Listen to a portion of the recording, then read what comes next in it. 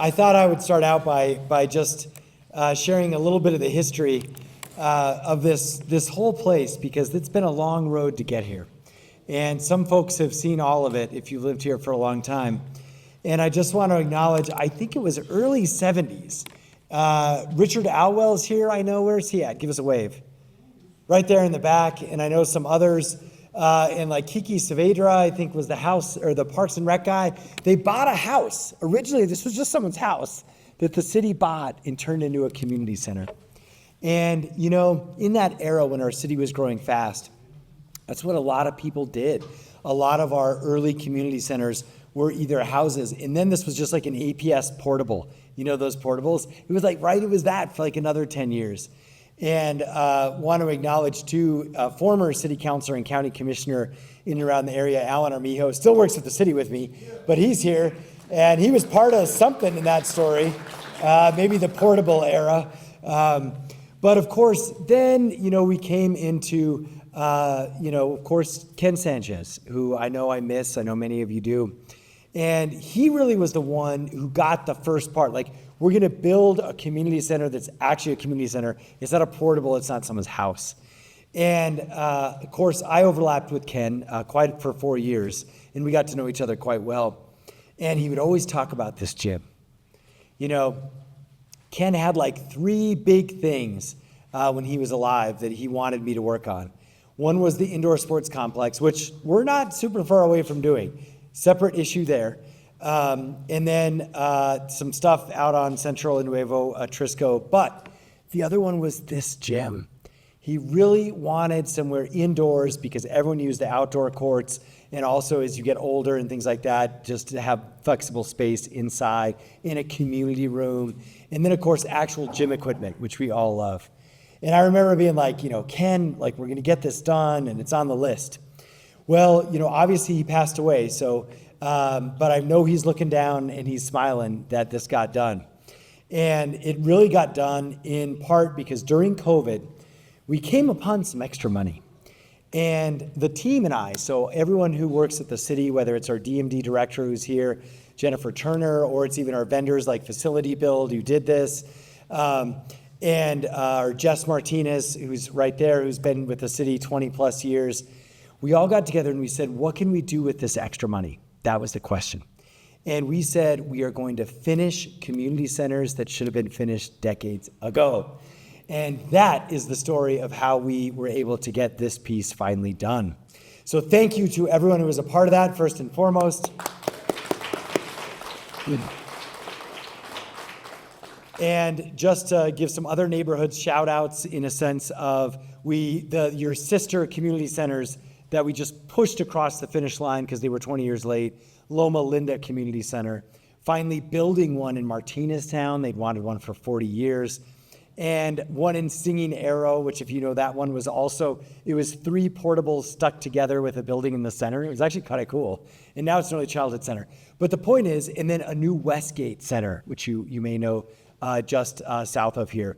So that's what we did. We said we're going to use these extra funds to invest in our long-standing communities that needed and deserved that investment for the last 2 decades. So I'm very glad and grateful to be here to see this come to fruition. Thank you, neighbors, for not giving up on the city. And hopefully what you see is that it may have taken 10 years too long, but we got it done. So thank you. All right, so I'm going to bring up here our next speaker in just a moment, but just to remind everyone, this phase, you've got the mini gym, you've got meeting space, we got the fitness room, and a reminder too that we've lowered the age for kids.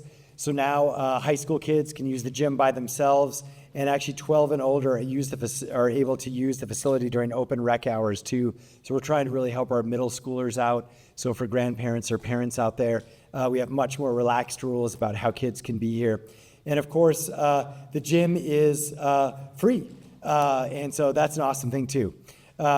So with that, let's do this. I want to bring up, I think next I should say, neighborhood president for Pat Hurley. And also just a wonderful advocate for the community, shows up time and time again. And so I'm grateful for her as well. Julie Radosevich, come on up.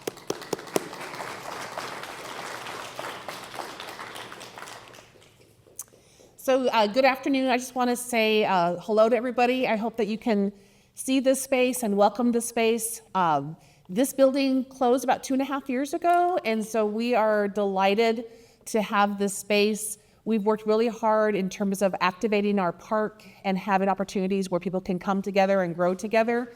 And I hope that this space continues to be a place to connecting us with the West Mesa Community Center that we've used for the last 2.5 years, Lava Land Elementary, John Adams Middle School, the Rio Grande Food Project. These are close community partners.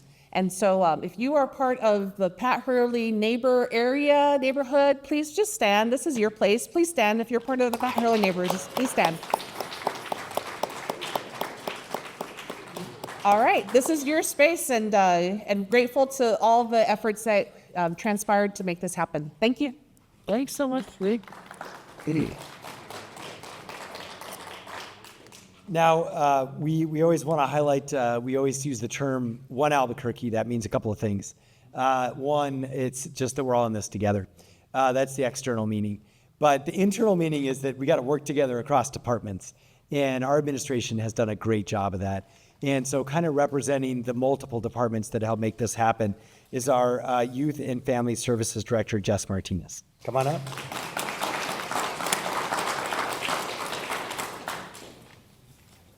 Did you know you were talking? Good afternoon, everybody. Great turnout. Thank you all for coming.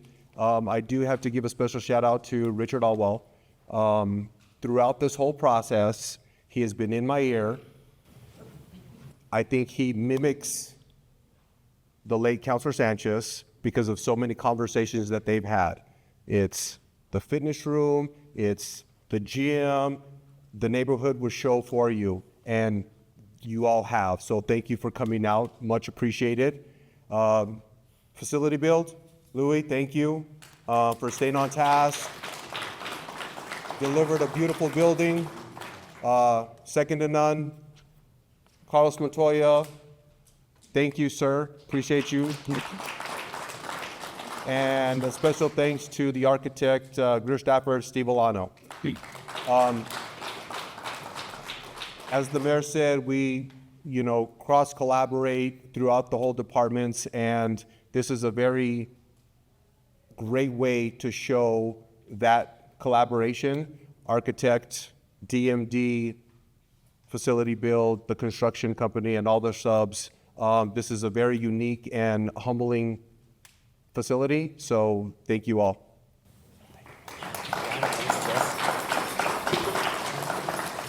All right, and his team, there are many here, so just Team Albuquerque, give us a wave, maybe neighbors, just kind of thank them. They're here every day for you. Thank you so much. So now I think we're going to do a little bit of just a fun little ground ribbon something or other. 3, 2, 1.